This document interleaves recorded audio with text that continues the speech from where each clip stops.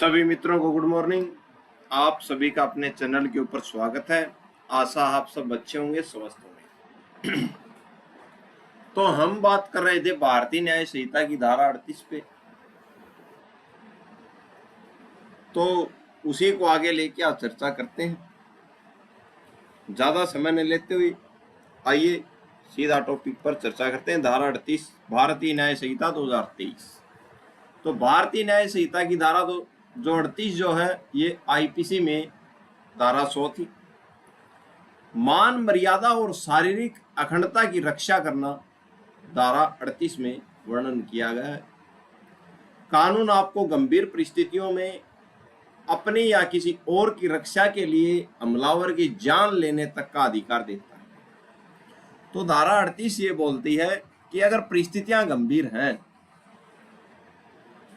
कि ऐसी परिस्थितियां हैं कि सामने वाले की जान लेने के अलावा आपके पास कोई चारा नहीं है, तो धारा 38 आपको बचाव देती है।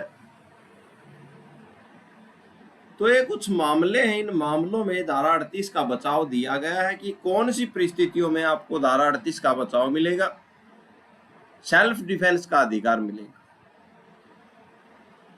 तो पहला जो मामला है वो है अपहरण का। धारा 38 भारतीय न्याय संहिता, इस धारा में अपहरण शब्द का इस्तेमाल बहुत व्यापक है। यदि कोई व्यक्ति किसी को अगवा करने या बलपूर्वक कहीं ले जाने की नीयत से हमला करता है, यानी कि कोई व्यक्ति है और किसी के ऊपर हमला करता है, कैसे हमला करेगा वो, बलपूर्वक या किसी को वहां से अगवा करने के लिए हमला करता है, ठीक है। उसकी नीयत ये है कि इसका अपहरण किया जाए, बलपूर्वक इसको ले जाया जाए, ठीक है, या उसको अगवा किया जाए। तो अगर कोई व्यक्ति ऐसा हमला करता है तो आप उसे रोकने के लिए बल का प्रयोग कर सकते हैं, ठीक है। यदि कोई व्यक्ति किसी को अगवा करने या बलपूर्वक किसी को ले जाने की नीयत से हमला करता है तो आप उसे रोकने के लिए बल का प्रयोग करते हैं, ठीक है। और अगर उस बल का प्रयोग आप कितना करेंगे, जितना आपको आवश्यकता हो। इसमें शामिल है अगवा करने की कोशिश, बलपूर्वक ले जाने का प्रयास, किसी की स्वतंत्रता छीनने का इरादा, ठीक है। अगर ये कोई काम व्यक्ति कोई करता है किसी के विरुद्ध, तो वो क्या कर रहा है भाई, अपराध कर रहा है। तो आप इसका विरोध कर सकते हैं। धारा 38 आपको इसका बचाव देगी। आप इस मामले में सामने वाले व्यक्ति की जान भी ले सकते हैं भाई, अपनी सेल्फ डिफेंस के लिए, ठीक है। बात नंबर 1, बलात्कार और गंभीर अपराधों के विरुद्ध अधिकार क्या है भाई, धारा 38 का। कानून यह मानता है कि बलात्कार, अपहरण या किसी के साथ जबरदस्ती शारीरिक संबंध बनाने की कोशिश करना एक अत्यंत जघन्य अपराध है भाई, ठीक है। और ऐसा कोई व्यक्ति करता है तो आप अपनी सेल्फ डिफेंस में, अपनी प्रतिरक्षा में उस हमलावर की जान लेने का अधिकार रखते हैं। धारा 38 इसका बचाव देगी। ऐसी स्थितियों में अपनी या किसी और की रक्षा के लिए कानून आपको हमलावर की जान तक लेने का अधिकार देता है, भी ध्यान रखना, ठीक है। उदाहरण, बलात्कार करने की कोशिश कर रहा है कोई, जबरन अप्राकृतिक यौन संबंध बनाने का प्रयास कर रहा है, धारा 300 के अंतर्गत थी पहले आईपीसी में, ठीक है। यानी कि अप्राकृतिक यौन शोषण, जैसे व्यक्ति व्यक्ति के साथ, पुरुष पुरुष के साथ, व्यक्ति पुरुष पुरुष के साथ, महिला महिला के साथ, तो ये अप्राकृतिक संबंध है। बनाने की अगर कोई कोशिश कर रहा है तो भी आप जान ले सकते हैं। किसी को गंभीर नुकसान पहुंचाने की नीयत से हमला करना, ठीक है। तो ये क्या है, धारा 38 आपको इसका क्या देगी, बचाव देगी। केस देखते हैं हम, यशवंत राव बनाम स्टेट ऑफ मध्य प्रदेश का मामला। क्या मामला था भाई, क्या हुआ था। एक पिता ने अपनी नाबालिग बेटी के साथ बलात्कार कर रहे व्यक्ति को रंगे हाथों पकड़ लिया भाई। यानी कि उस पिता की बेटी के साथ कोई बलात्कार कर रहा था, जबरदस्ती कर रहा था, और इतने में पिता आ गया और उसने उसको रंगे हाथों पकड़ लिया भाई। पिता ने उस व्यक्ति को बहुत गंभीर चोटें पहुंचाई भाई। अब फैसला क्या दिया न्यायालय ने इस मामले के ऊपर? अदालत ने पिता द्वारा किए गए इस हमले को सही माना भाई, क्योंकि धारा 38 क्या दे रही है? बचाव दे रही है। अदालत ने कहा कि जब कोई व्यक्ति आपकी संतान के साथ ऐसा घिनौना अपराध कर रहा हो, तो उस स्थिति में, उस परिस्थिति में, उस समय में अपनी बेटी की रक्षा के लिए पिता का अपनी अधिकार सीमा का उपयोग, यानी कि जो अधिकार सीमा का उसने उपयोग किया, चोटें पहुंचाई, करना आत्मरक्षा के अंतर्गत आता है। ध्यान रखना भाई, ठीक है। प्राइवेट डिफेंस है भाई आपका, तो न्यायालय ने सही माना इसको, ठीक है। सबूत जरूरी है भाई। क्या बात है?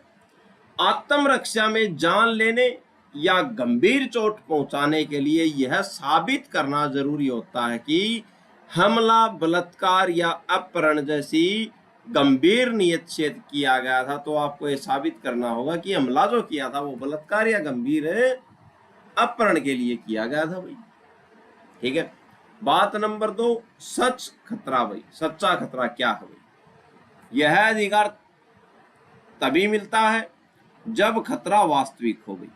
किसी भी संदिग्ध स्थिति में कानून को अपने हाथ में नहीं लेना चाहिए, लेकिन जब खतरा स्पष्ट हो तो कानून आपकी रक्षा के लिए आपके साथ है भाई। इस बात को ध्यान रखें। सुरक्षा की मांग भाई, हालांकि कानून अपने आपको बहुत बड़ा अधिकार देता है भाई, ठीक है, लेकिन इसका उद्देश्य केवल अपराध रोकना है, न कि बदला लेना भाई। तो ये भी ध्यान रखना। प्राइवेट जो सेल्फ डिफेंस है, इसका मतलब क्या है कि आप अपराध को रोके, न कि बदला लें किसी से। खतरा टल जाने के बाद आप हमलावर को और चोट नहीं पहुंचा सकते, इस बात को ध्यान रखना भाई, ठीक है। आगे चर्चा करते हैं भाई। कानून आपकी मान मर्यादा और शारीरिक अखंडता की रक्षा के लिए आपके साथ खड़ा है, लेकिन इसका उपयोग केवल अपने या किसी और को गंभीर अन्याय और अपराध से बचाने के लिए करें, न कि बदला लेने की भावना से। यानी कि यह कहा जा रहा है कि आप अपनी सेल्फ डिफेंस, अपने आप को बचाने के लिए या किसी और को बचाने के लिए धारा 38 जो है प्राइवेट डिफेंस का प्रयोग करें, न कि किसी से बदला लेने के लिए, ठीक है। आगे चर्चा करते हैं। धारा 38 आत्मरक्षा के अधिकार से जुड़े महत्वपूर्ण केस देखते हैं भाई। कौन कौन से केस हैं जो आत्मरक्षा के अधिकार से जुड़े हुए हैं? भूपेंद्र सिंह बनाम स्टेट ऑफ बिहार का मामला, क्या मामला था ये? भूपेंद्र सिंह बनाम स्टेट ऑफ बिहार का मामला, क्या मामला था? क्या हुआ भाई? एक पुलिस कांस्टेबल ने हेड कांस्टेबल की हत्या कर दी भाई। जबरदस्त केस है भाई। पुलिस कांस्टेबल ने हेड कांस्टेबल जो था उसकी हत्या कर दी। उसका बचाव था कि वाल्व टावर की रक्षा कर रहा था, इसलिए उसने यह कदम उठाया भाई, ठीक है। यानी कि ये जो टावर जो था इसकी रक्षा करने के लिए रक्षा कर रहा था, इसलिए उसने ये कदम उठाया भाई। किसने बात कही है? ये कांस्टेबल ने बात की कि मैं क्या कर रहा था, ये जो वाल्व जो टावर जो है इसकी रक्षा कर रहा था, इसलिए मैंने ये कदम उठाया भाई, ठीक है। और ये इसको हेड कांस्टेबल जो है इसको खतरा पहुंचाने की कोशिश है। कोर्ट का फैसला क्या था? कोर्ट ने उसके तर्क को खारिज कर दिया, क्योंकि जगह का महत्व नहीं होता भाई। मतलब वह वाल्व टावर न तो रहने की जगह था और न ही ऐसी संपत्ति जिसकी रक्षा के लिए किसी को मारना जायज है। तो कोर्ट ने खारिज कर दिया ये मामला, दलील ही खारिज कर दी जो कांस्टेबल था उसकी, ठीक है। खतरे की कमी भाई, उस कांस्टेबल को उस समय न तो अपनी जान का डर था और न ही गंभीर चोट लगने का, ठीक है। आप केवल अपनी ड्यूटी या संपत्ति की रक्षा का नाम लेकर किसी की जान नहीं ले सकते जब तक कि उस संपत्ति पर हमलावर जानलेवा न हो, ठीक है। तो ये क्या किया, सजा हुई और ये फैसला जो है, ये बयान जो था कांस्टेबल का, वो क्या कर दिया, खारिज कर दिया माननीय न्यायालय ने भाई। और मामला था भी नहीं, बता वाल्व टावर की क्या बात थी, जगह डिसाइड थोड़ी होती है। कमाल की बात कर दी। अगर तोड़ रहा था तो तोड़ने देता, आपको तो नुकसान नहीं था कोई, लेकिन ड्यूटी का बहाना लेकर आप ये नहीं कह सकते कि मैंने ऐसे मार दिया उसको। ठीक है, आगे बात करते हैं। स्टेट ऑफ उत्तर प्रदेश बनाम चतर सिंह का मामला, ये मामला क्या था भैया, ये देखते हैं, जबरदस्त मामला है। क्या हुआ भाई, अभियुक्त ने कुल्हाड़ी से अपने भाई और साली की हत्या कर दी भाई। ठीक है भाई, फिर क्या हुआ, बचाव में उसने कहा कि मृतक यानी कि जो मरा जो है, मृतक ने पहले मुझे लाठी से मारा भाई। ठीक है, यानी कि ये जो कौन था, उसका भाई, उसने मेरे को लाठी से मारा। ठीक है, ये बोल दिया, इसलिए मैंने आत्मरक्षा में हमला किया भाई। अब न्यायालय का फैसला क्या है इस केस में, जब जांच हुई तो कहीं भी यह सबूत नहीं मिला कि मृतक यानी कि जो मरने वाला जो था उसका भाई, मृतक ने उसे लाठी से मारा था। ये जांच में कहीं पे भी नहीं आया कि ये मारा था, दिखाओ भी कहां पे मरा। यहां तक कि अभियुक्त ने भी अपनी शुरुआती बयानों में यह बात नहीं कही थी भाई। ठीक है, निष्कर्ष क्या हुआ, कोर्ट ने कहा कि आप बाद में अपनी कहानी बदल कर आत्मरक्षा का ढोंग नहीं कर सकते भाई। यदि आप पर हमला हुआ है तो इसके ठोस सबूत होने चाहिए, इस बात को ध्यान रखना भाई। ठीक है, आगे बात करते हैं। युक्ति युक्त भय भाई, इन मामलों से मिलने वाली सुनहरी सीख क्या है भाई। ये जो दो मामले जो थे, इनसे क्या सुनहरी सीख मिलती है। पहला जो है युक्ति युक्त भय, आपको यह साबित करना होगा कि उस समय आपको सच में अपनी जान जाने का गंभीर, चोट लगने का डर था। केवल डर का नाटक करना काफी नहीं है भाई। बात नंबर 2, सबूत का भार भाई। सबूत का भार किस पे होगा, कौन सिद्ध करेगा। आत्मरक्षा के अधिकार का दावा करना अभियुक्त जो आरोपी है की जिम्मेदारी है भाई, इस बात को ध्यान रखना। उसे ठोस सबूत देने होंगे कि यह सही था, न कि वह केवल मनगढ़ंत कहानी बना रहा है। ठीक है, तो सबूत देने होंगे किसको, अभियुक्त को भाई, जो आरोपी उसको। उचित कारण भाई, केवल छोटी मोटी बहस या मामूली घटना को आत्मरक्षा का नाम देकर हत्या को सही नहीं ठहराया जा सकता, इस बात को भी ध्यान रखना। ठीक है, लक्ष्मण साहू बनाम स्टेट ऑफ उड़ीसा का मामला क्या था, ये मामला देखते हैं। लक्ष्मण साहू बनाम स्टेट ऑफ उड़ीसा का क्या मामला था, क्या कहा गया भाई। कोर्ट ने यह स्पष्ट किया कि आत्मरक्षा का अधिकार केवल तब मिलता है जब खतरा आने वाला या मौजूद हो गई, या तो खतरा आने वाला है या मौजूद है, तब आपको आत्मरक्षा का क्या मिलता है, लाभ मिलता है, और वह खतरा वास्तविक हो गई। सरल अर्थ क्या है भैया, आप केवल अपने मन में डर पैदा करके यानी कि आभासी डर किसी पर हमला नहीं कर सकते, इस बात को ध्यान रखना भाई। ये बात किस केस में गई थी, लक्ष्मण साहू बनाम स्टेट ऑफ उड़ीसा के केस में भी। ठीक है, तब ही आप हमला कर सकते हैं, या तो खतरा मौजूद हो या आने वाला हो गई। ठीक है, जिससे आपको वास्तविक नुकसान हो सकता है। यदि खतरा केवल काल्पनिक है तो कानून आपको किसी को नुकसान पहुंचाने की इजाजत नहीं देता, इस बात को ध्यान रखना। ठीक है, अगला केस देखते हैं हम। अर्जुन बनाम स्टेट ऑफ महाराष्ट्र का मामला क्या था, क्या कहा गया भाई इस मामले में कोर्ट द्वारा। कोर्ट ने फिर से दोहराया कि किसी की जान लेने यानी कि मृत्यु कारित करने का अधिकार आपको तभी मिलता है जब परिस्थितियां ऐसी बन गई हों, कैसी परिस्थितियां बन गई हों, या तो आपको लगे कि आप खुद मर जाएंगे। ठीक है, एक परिस्थिति हुई, या तो आपको ये लगे कि आप खुद मर जाएंगे, या आरोपी, या आपको लगे कि आपको बहुत गंभीर चोट लग जाएगी। ठीक है, तभी आप क्या कर सकते हैं, प्राइवेट प्रतिरक्षा में प्रतिरक्षा कर सकते हैं आप। ठीक है, और सामने वाले को चोट पहुंचा सकते हैं। सरल अर्थ, यह अधिकार कोई ऑटोमेटिक अधिकार नहीं है, यह सिर्फ एक अंतिम क्या है भाई, लास्ट जो है विकल्प होता है। ठीक है, कि अब तो कुछ नहीं होगा, अब तो प्राइवेट प्रतिरक्षा ही करनी पड़ेगी। ठीक है, जब मरने या अपंग होने के अलावा कोई और रास्ता न बचे तभी कानून आपको हमलावर की जान लेने की अनुमति देता है कि अब ले लो भाई जान सामने वाले की। ठीक है, आगे चर्चा करते हैं भैया। अब बात करते हैं भारतीय न्याय संहिता की धारा 39। हमने 38 तक बात की, अब बात करते हैं धारा 39 क्या बोलती है। आईपीसी की धारा 101 थी भैया, जब खतरा जानलेवा हो न हो। तो अब बात करते हैं धारा 39, जब खतरा जानलेवा नहीं है तो क्या करना चाहिए भैया।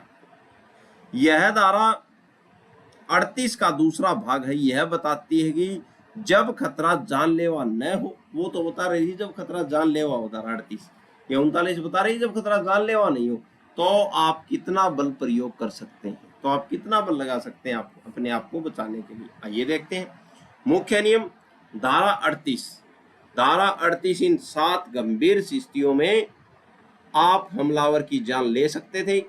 पहली थी मृत्यु का डर हो, आपको घोर उपत्ति का डर हो तो आप सामने वाले की जान ले सकते हैं। बलात्कार हो रहा हो या डर हो तो आप सामने वाले की जान ले सकते हैं। प्रकृति विरुद्ध काम तृष्णा हो, ठीक है, यानी कि अप्राकृतिक क्या हो संबंध बनाने की कोशिश हो तब आप क्या कर सकते हैं, सामने वाले की जान ले सकते हैं। अपहरण हो रहा हो तब आप सामने वाले की जान ले सकते हैं। सदोष परिरोध यानी कि बंधक बनाया जा रहा हो आपको तब आप सामने वाले की जान ले सकते हैं। और एसिड अटैक हो आपके ऊपर तब आप सामने वाले की जान ले सकते हैं। ये धारा 38 में हमको बताया गया था, ये गंभीर खतरे थे। अब धारा 39 बोलती है कि जब खतरा जानलेवा न हो तब आप क्या करें। यदि खतरा इन 7 स्थितियों जैसा नहीं होता है तो आप हमलावर की जान नहीं ले सकते, केवल चोट पहुंचा सकते हैं भाई उसको। ठीक है, इस बात को ध्यान रखना। अगर ये 7 स्थितियां नहीं है तो आप जान नहीं ले सकते, आप क्या कर सकते हैं, चोट पहुंचा सकते हैं। जान लेना जायज नहीं, केवल साधारण चोट पहुंचाने का अधिकार है भाई। ठीक है, आइए आगे चर्चा करते हैं। जब खतरा जानलेवा न हो तो आप क्या करेंगे।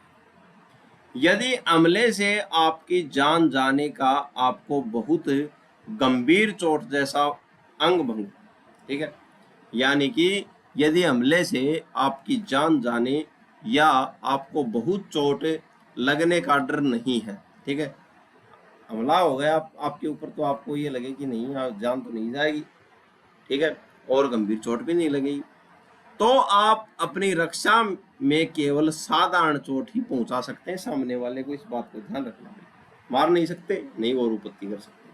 ठीक है, अधिकार की सीमा क्या होगी, कहां तक आप उसको चोट पहुंचा सकते हैं सामने वाले, यह धारा 39 बोलती है।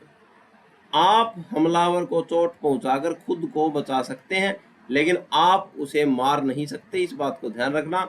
ऐसी स्थिति में जान लेना आत्मरक्षा नहीं बल्कि क्या है, हत्या माना जाएगा। ठीक है, बात को ध्यान रखना।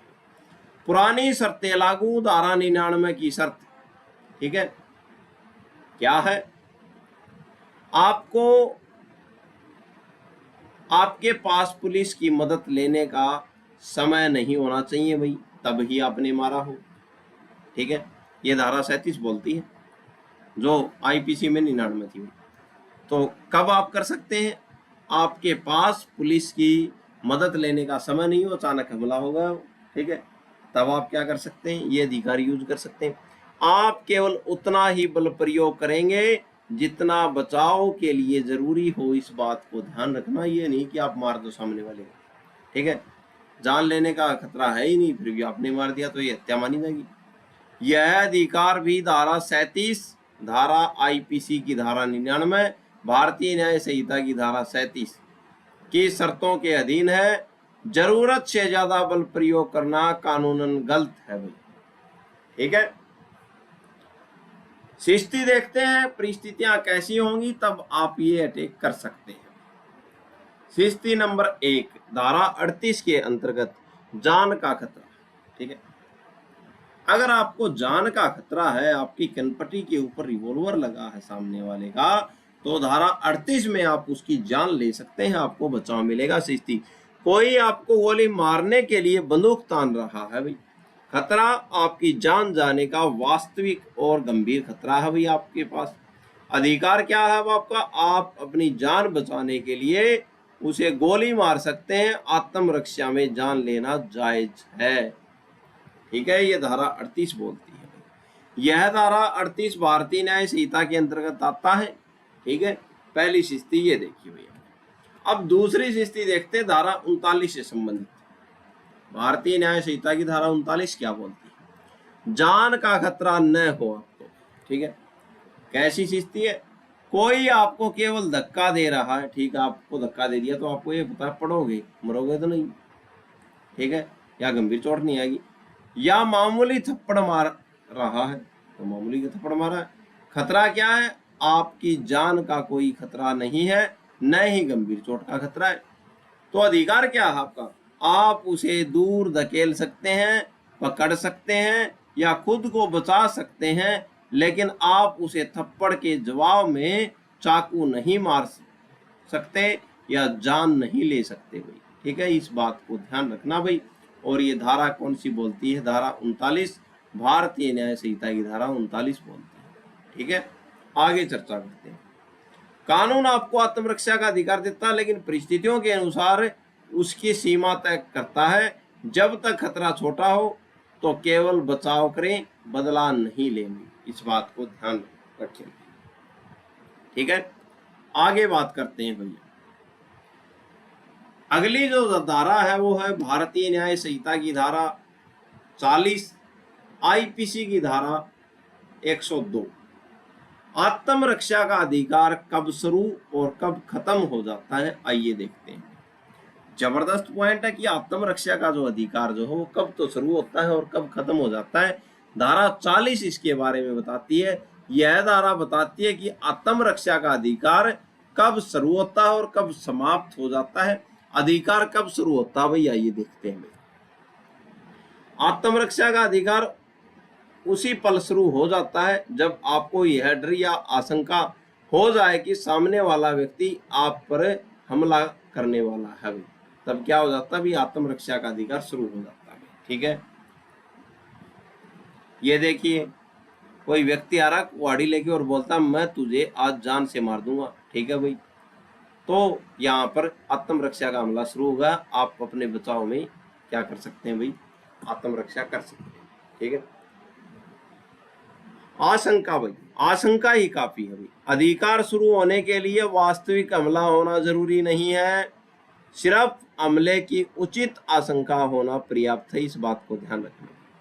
अपराध होने का इंतजार नहीं भाई, आपको इंतजार करने की जरूरत नहीं कि हमलावर वास्तव में आप पर प्रहार करे या चोट पहुंचाए। यदि खतरा सिर पर मंडरा रहा है, यानी कि कुहाड़ी लेके आपके पास आ रहा है तो आपको पता मारेगा ये, या बंदूक रखिए तान तो भी आपको पता है कि मारेगा ये, चक्कू दिखा रहा तो भी हो सकता है कि मारेगा ही, तो आप अपनी रक्षा के लिए कदम उठा सकते हैं। ठीक है, तैयारी का अधिकार, यदि कोई व्यक्ति आपको धमकी दे रहा है और हथियार लेकर आपकी तरफ बढ़ रहा है तो आप हमले के शुरू होने का इंतजार नहीं कर सकते, सीधा आप अपनी प्रतिरक्षा कर सकते हैं। डर की आशंका होते ही आप अपनी रक्षा कर सकते हैं, इस बात को ध्यान रखना। और ये बात बोलती है धारा 40 पे। ठीक है, कि तब से ही आपका क्या है, प्रतिरक्षा का अधिकार शुरू हो जाता है भाई। ठीक है, उदाहरण, महत्वपूर्ण बात, यह अधिकार उस समय भी उपलब्ध है जबकि अभी तक कोई अपराध नहीं हुआ है, लेकिन होने की पूरी संभावना है, इस बात को ध्यान रखना। ठीक है, अधिकार कब तक रहता है भाई, अब ये और देखते हैं। यहां तक तो अधिकार शुरू होगा, तो अधिकार कब तक रहेगा, आइए देखते हैं।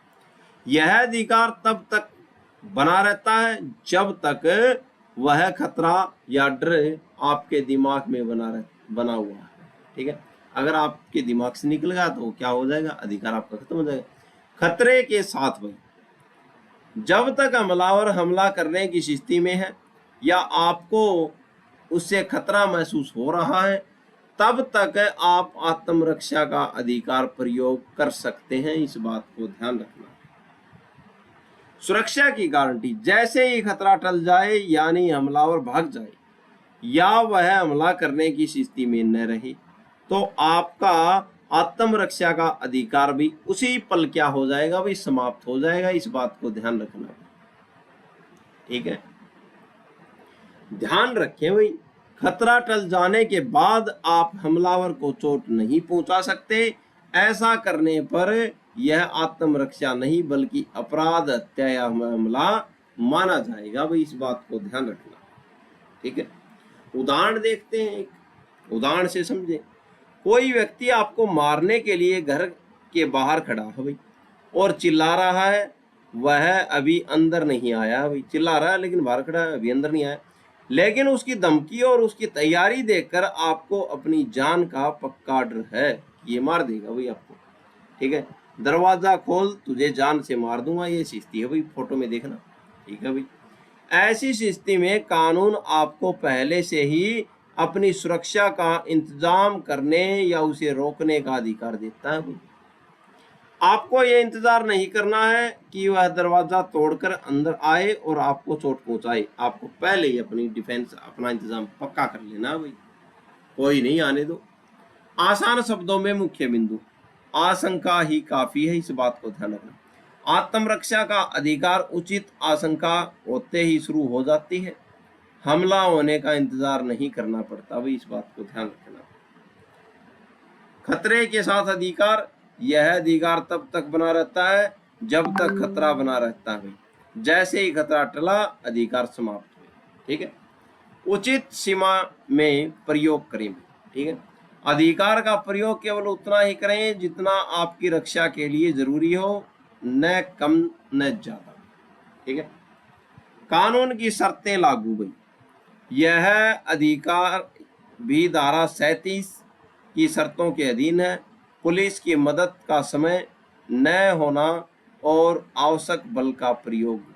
ठीक है, अगर आपको पुलिस की मदद लेने का समय नहीं है और आपने आवश्यकता के अनुसार बल का प्रयोग किया है, तो आपको क्या है, आत्मरक्षा का अधिकार मिलेगा। ठीक है, धारा 40 में जिक्र किया हुआ है कि कब आत्मरक्षा का अधिकार शुरू होता है और कब खत्म होता है। यह हमने आज चर्चा की। आत्मरक्षा का अधिकार आपकी सुरक्षा के लिए है, बदला लेने के लिए नहीं है। खतरे की आशंका होते ही अधिकार शुरू होता है और खतरा टलते ही समाप्त हो जाता है। कानून आपको रक्षा करने का अधिकार देता है, पर समय सीमा के साथ। इस बात को ध्यान रखना, समय सीमा के साथ आपको कानून क्या देता है, अधिकार देता है आत्मरक्षा का।